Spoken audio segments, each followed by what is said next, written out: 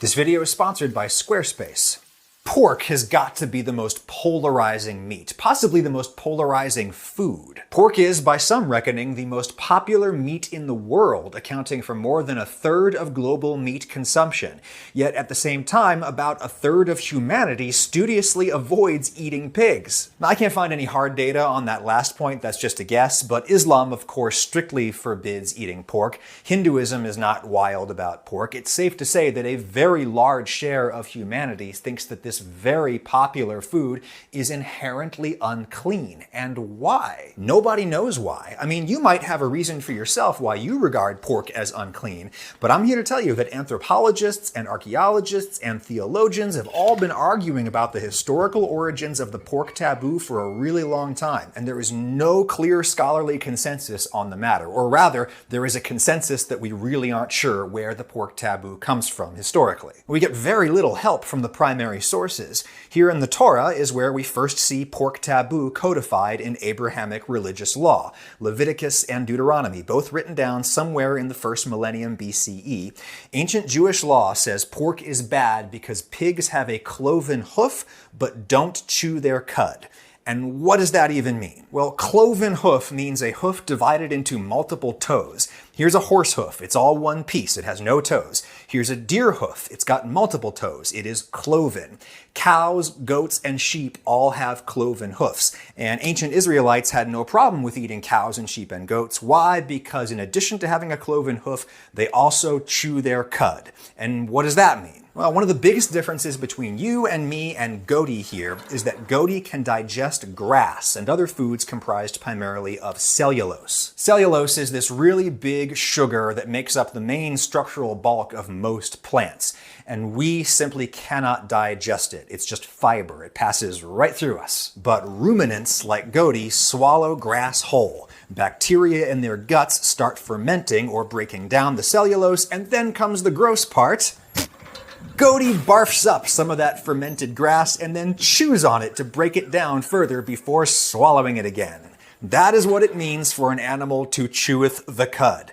Pigs don't do that. Pig and human digestive systems are very similar. They basically eat what we eat. Leviticus and Deuteronomy say pork is bad because pigs have a cloven hoof but don't chew their cud. This book says absolutely nothing about why that is bad, and this book is even less help. The Quran here just says that unless you're starving to death, the flesh of swine is forbidden, along with carrion and blood, but some people find a context clue there. Carrion is rotten meat, usually from an animal that died on its own instead of you slaughtering it. And carrion is particularly likely to harbor dangerous pathogens and toxins. Likewise, blood is particularly likely to harbor pathogens. That said, you can kill them through cooking them, just like you can with any freshly slaughtered animal product. People eat blood all the time, but a lot of people look at this list and naturally assume that the prohibition against pork must have been some kind of ancient health and safety code. This is a theory that gained a lot of traction in the 19th century when scientists first made the link between the parasitic disease trichinosis and the roundworms often found in undercooked pork. Trichinosis was really pervasive in Europe and the Americas in the 19th century. And at that same historical moment, intellectuals in the West were really eager to reconcile religious teaching with their newfound scientific knowledge.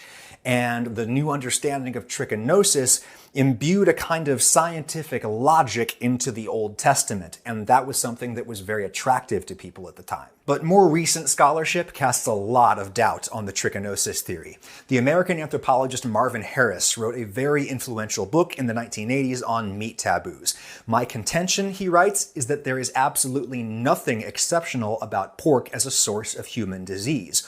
All domestic animals are potentially hazardous to human health. That much, of course, is indisputably true, and may have been even more true in the ancient world, before we had vaccines for things like anthrax. Anthrax is a horrible bacterial infection that herd animals like cattle and sheep can pass to humans. There is no evidence at all that trichinosis was particularly pervasive in the ancient Middle East, and there's no evidence that ancient Middle Easterners even knew of its existence. In contrast, there is evidence that ancient people knew about anthrax. Anthrax may have have been the 5th plague of Egypt discussed in the book of Exodus here, and Homer may have been talking about anthrax in the Iliad. There's nothing like that for trichinosis, and Harris argues there's a reason for that. Meat parasites cause relatively mild illnesses in people. Most cases are asymptomatic, and the more serious problems can take years to unfold. It's not like a poison that kills you within hours of ingesting it. It would have been really hard for ancient people to make any link between meat and the parasitic diseases that it can sometimes cause. And of course, there's no particular evidence that trichinosis was bad in the Middle East. There's no particular evidence that trichinosis was any worse than any other parasitic disease caused by any other meat.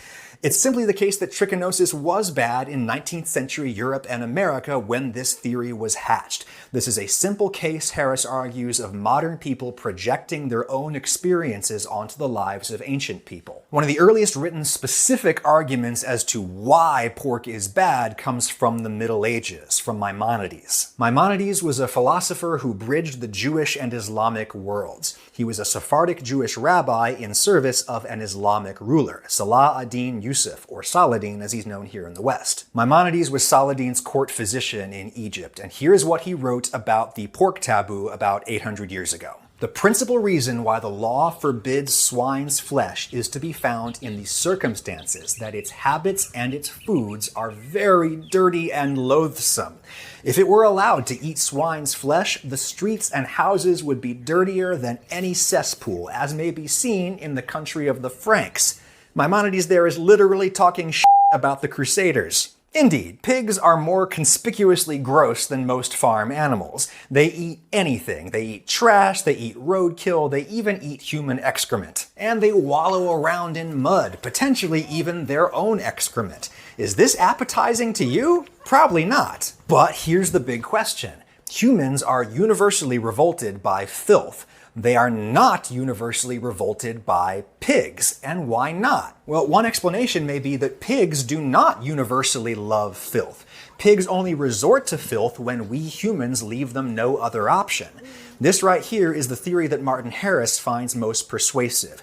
The ancient Middle East used to have a lot more trees, and when wild or domesticated pigs hang around in forests, they're not nearly as gross. They root around at the base of trees for seeds and nuts and truffles and things that you and I would be happy to eat. And they don't need to wallow in the mud because they have shade. Contrary to what the expression sweating like a pig would lead you to believe, pigs have no sweat glands. And they have small lungs, so panting is not a great way for them to shed excess heat. In hot, sunny climates like here in the American South, basically the only way for pigs to get cool is to cover themselves in mud. Given the option, they'll wallow in clean mud, but if they have to, they will wallow in their own excrement. The theory goes that over the course of the Iron Age, population growth in the Middle East resulted in deforestation and desertification. Pigs started to have to wallow to stay cool. Then came urbanization. Thousands and thousands of humans living on top of each other and filling their streets and their city dumps with food scraps and people poo, all of which attracted pigs who were more than happy to make use of those discarded calories. As people in the Middle East increasingly came to see pigs in this new, unflattering context, they started to view pork as inherently unclean. And what's worse, pigs in this context may have come to compete with humans for food. Because remember, pigs can't eat grass. They like the same kinds of foods we eat, like, grains. In, say, ancient Rome, the environment was simply less arid and more rich with food. Pigs and humans didn't compete. Instead, urban pigs cleaned the streets of waste and converted it into delicious protein. That same natural synergy helped make pork the favorite meat of rapidly urbanizing China to this day. Harris argues that in the comparatively arid Middle East, pigs became both gross and uneconomical. A double whammy. The religious prohibitions followed. Pretty persuasive argument, right? But there are counter-arguments. Goats also eat absolutely anything, including poop. Jews and Muslims have no religious opposition at all to eating goat, nor do they have any problem eating chicken, despite chicken coops being almost as gross as pigsties, and despite chickens not being able to live on grass either. Those chickens are eating grain that I could be eating instead, directly. They're competing with me, but maybe a little bit less than pigs would. Some more recent Recent scholarship indicates that chickens may have simply supplanted pork in the Middle Eastern diet because they do what pigs do, only better. This is a 2015 paper from the archaeologist Richard Redding at the University of Michigan. He argues that chickens can live in cramped urban spaces, just like pigs. They convert food scraps into protein, just like pigs, but they do it more efficiently. They make eggs in addition to meat. Pigs don't do that. And chickens are smaller, which means you can just kill one, cook it, and eat the whole thing immediately. That's a big bonus in a hot climate where meat goes bad really fast once you've slaughtered the animal. Redding argues that chickens were just better suited to the Middle East than pigs were. They simply got there later, and when they did, they supplanted pigs. But if that were true, why would you need a religious prohibition against pigs? Wouldn't people just naturally do the thing that worked better? Well, one thing more recent archaeology shows is that pig eating never really stopped in the Middle East, and it wasn't just limited to non-Israelites like the Philistines.